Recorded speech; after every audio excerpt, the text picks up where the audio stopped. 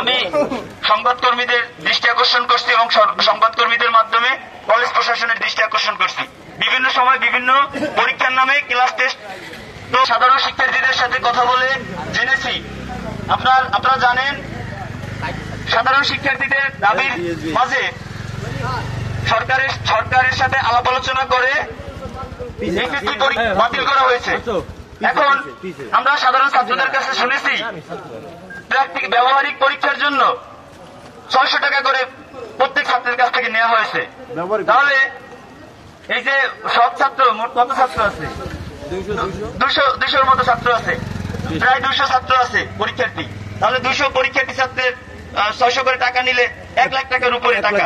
আমরা চাই কলেজ প্রশাসন শিক্ষকরা অনতিবিলম্বে, যেহেতু পরীক্ষাটি হয়নি, পরীক্ষাটি বাতিল করা হয়েছে, আপনারা অনতিবিলম্বে শিক্ষার্থীদের এই টাকা ফেরত দিন।